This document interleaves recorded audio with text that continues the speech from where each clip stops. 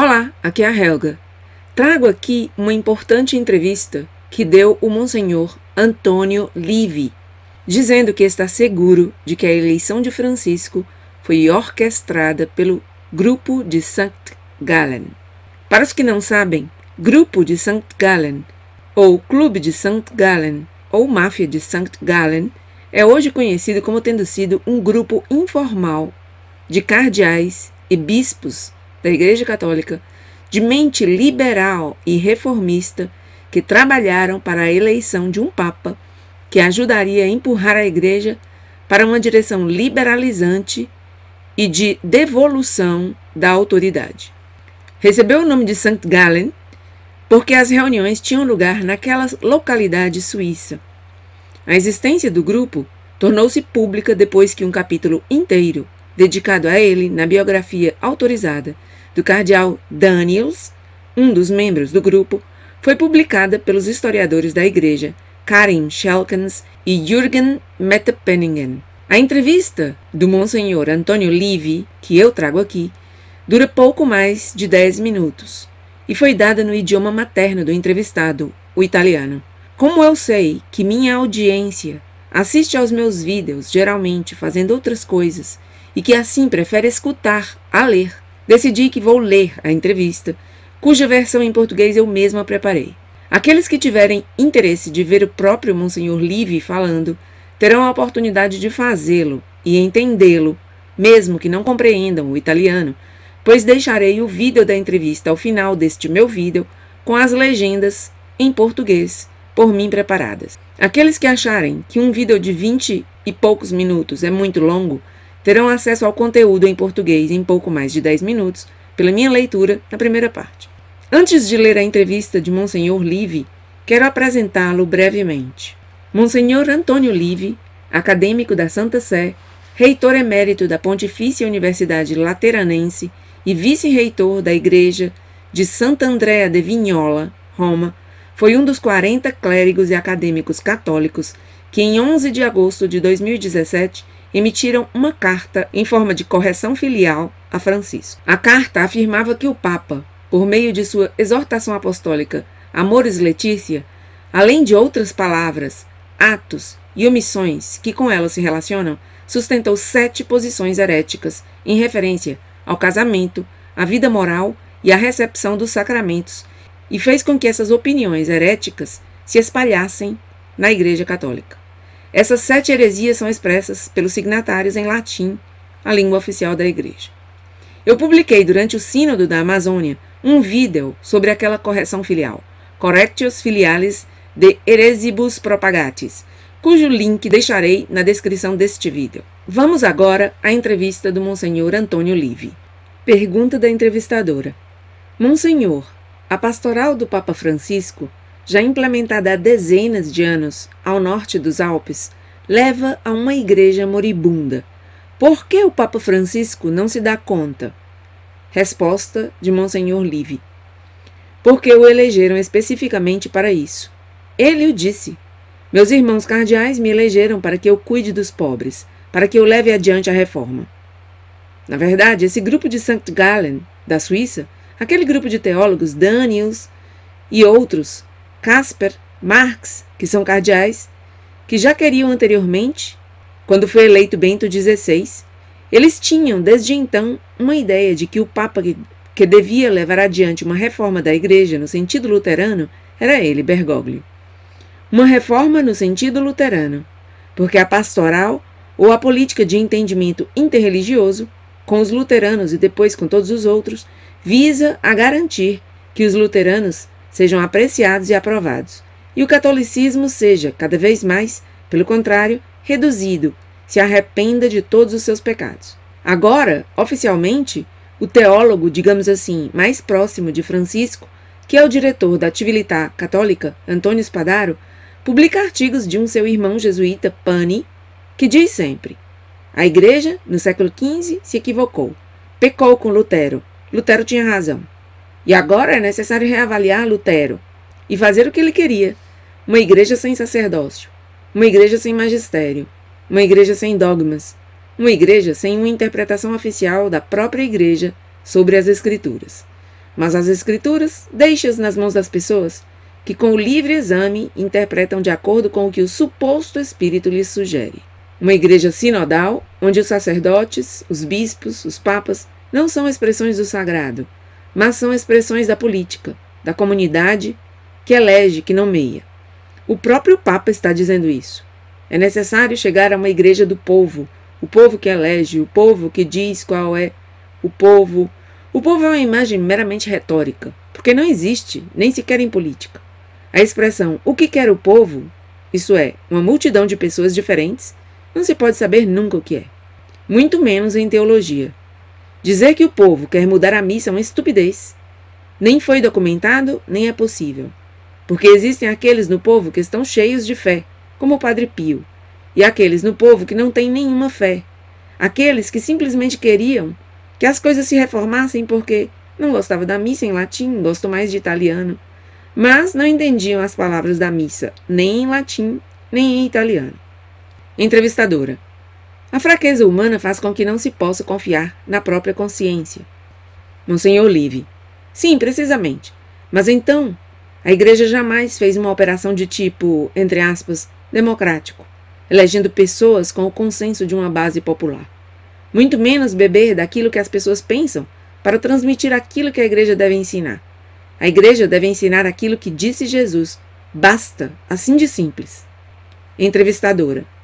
O senhor está seguro de que a eleição do Papa Francisco foi orquestrada por esse grupo de St. Gallen? Sim, absolutamente seguro.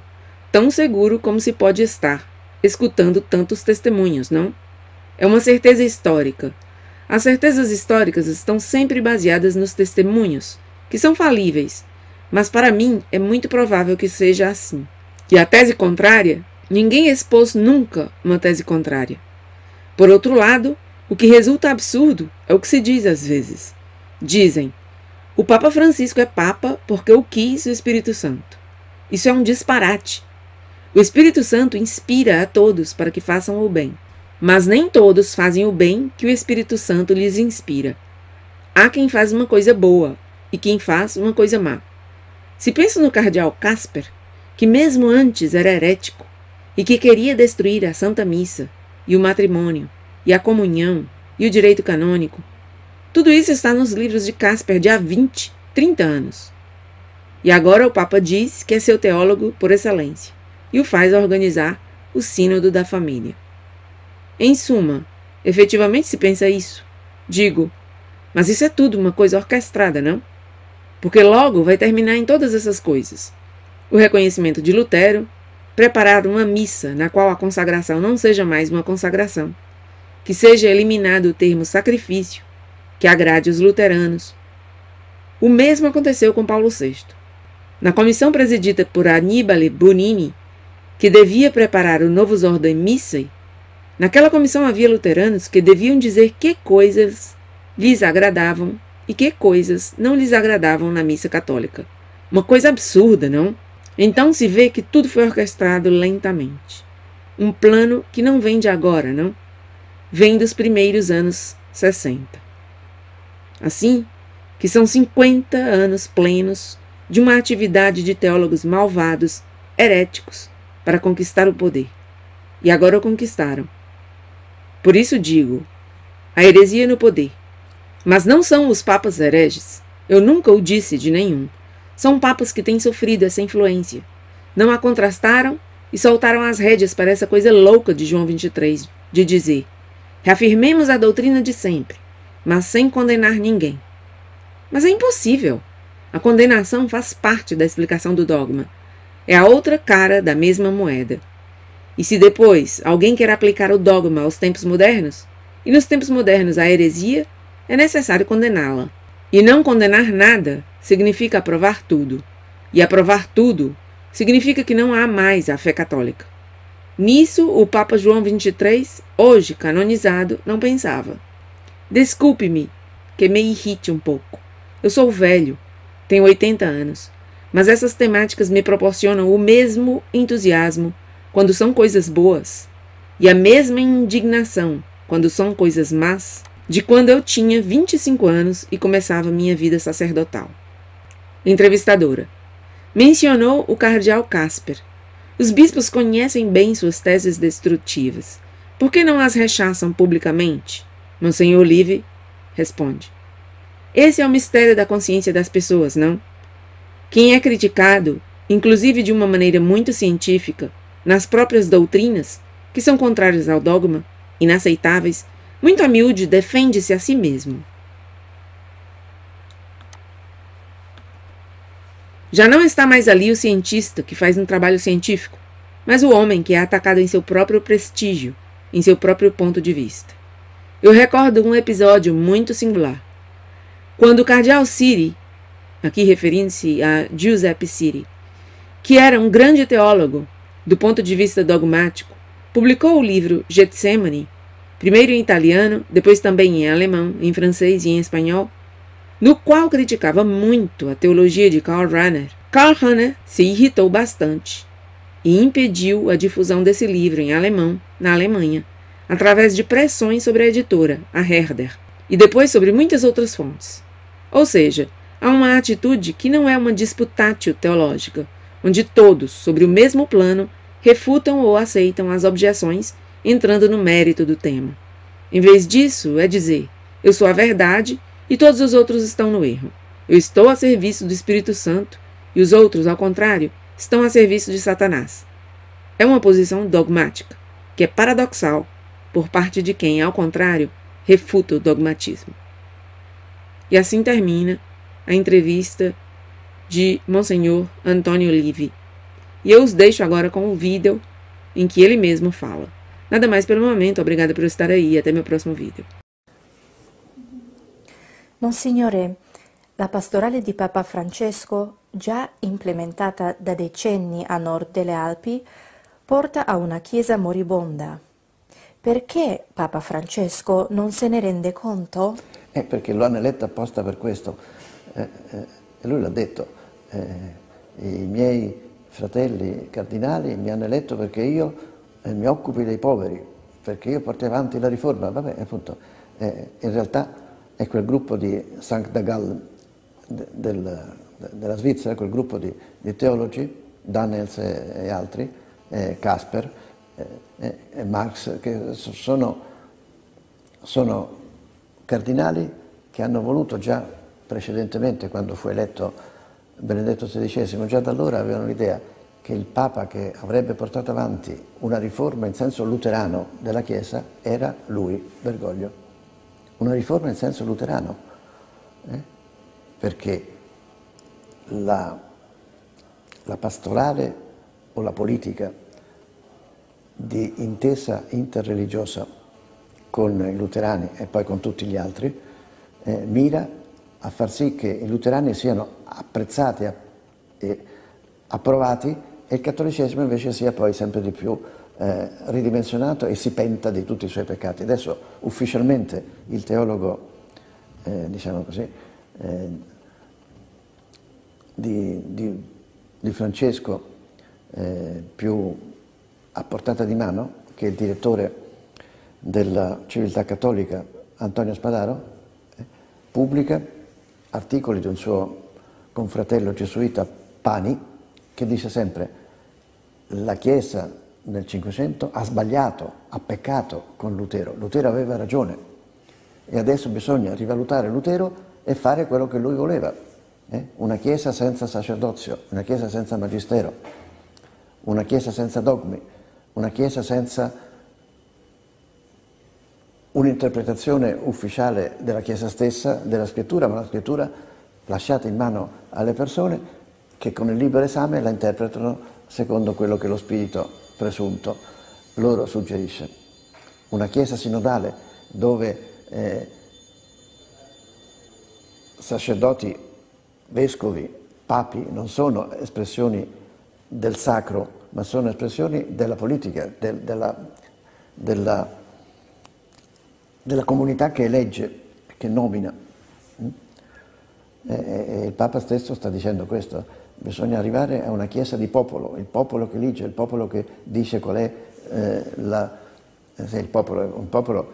Si sa che il popolo è un'immagine puramente retorica, perché non esiste nemmeno in politica l'espressione del quello che vuole il popolo, cioè una moltitudine di persone diverse, non si può mai sapere qual è, tantomeno in teologia.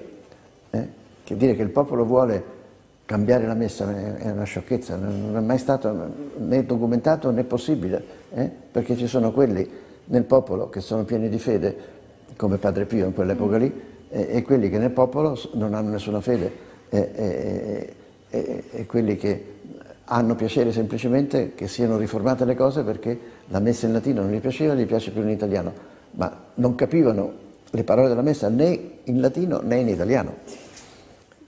E la debolezza umana fa che non ci si può sempre fidarsi della propria coscienza. Sì, sì, ma appunto, ma poi la Chiesa non ha mai fatto un'operazione di tipo, fra virgolette, democratica, ossia di eleggere delle persone con il consenso di una base popolare, e nemmeno tirare fuori da quello che la gente pensa quello che la Chiesa deve insegnare. La Chiesa deve insegnare quello che ha detto Gesù e basta, no? È così semplice.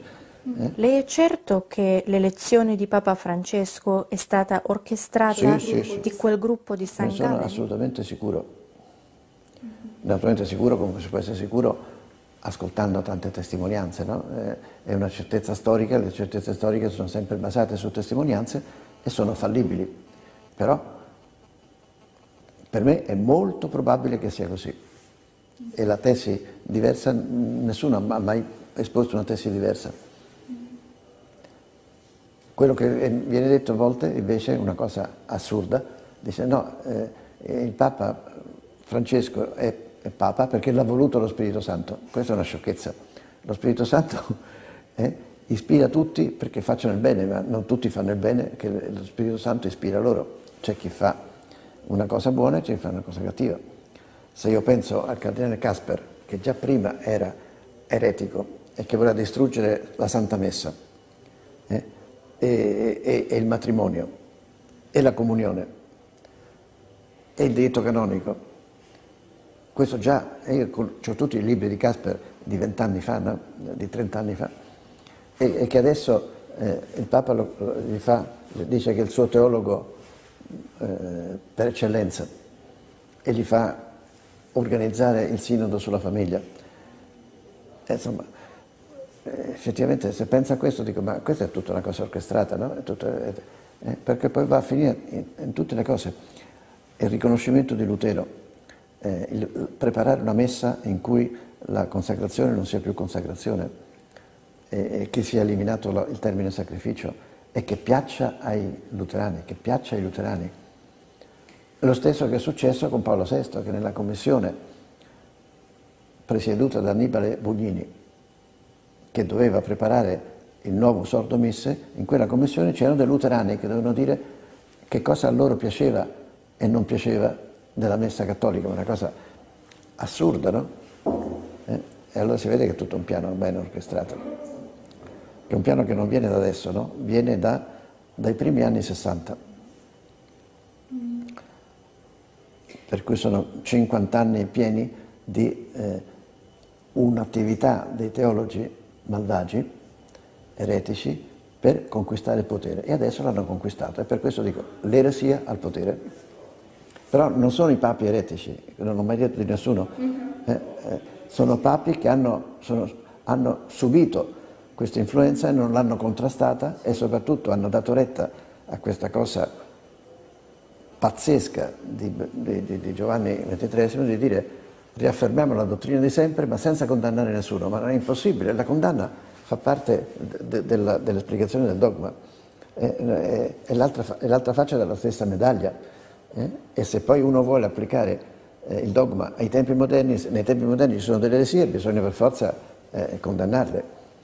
Il condannare niente significa approvare tutto, approvare tutto significa che non c'è più la fede cattolica, e questo il Papa Giovanni XXIII, che adesso è canonizzato, certamente non lo pensava, ma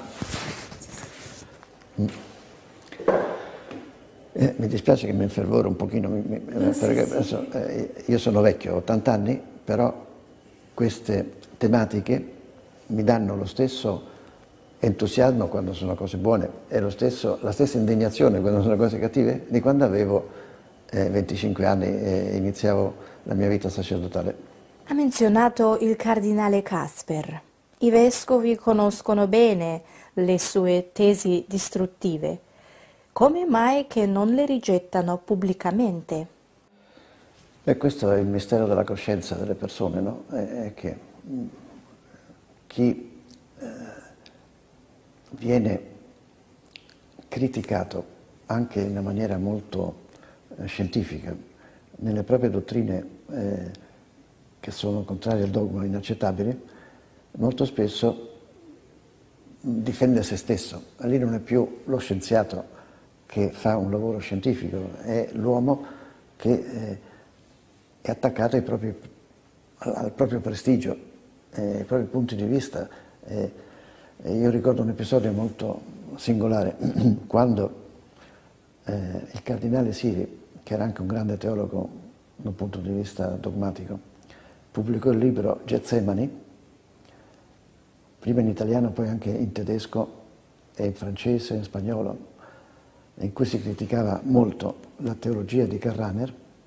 Karl Rahner si arrabbiò tantissimo e impedì la diffusione di questo libro in tedesco in Germania, attraverso pressioni sulla casa editrice Herder e poi su tante altre fonti. Ossia, c'è proprio un atteggiamento che non è da disputatio teologica, dove tutti sullo stesso piano rifiutano, accettano delle obiezioni entrando nel merito del tema.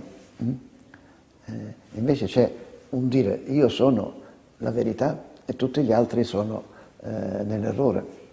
Io sono al servizio dello Spirito Santo, gli altri invece sono al servizio di Satana. Ma questa è una posizione dogmatica che è paradossale da parte di chi invece rifiuta il dogmatismo.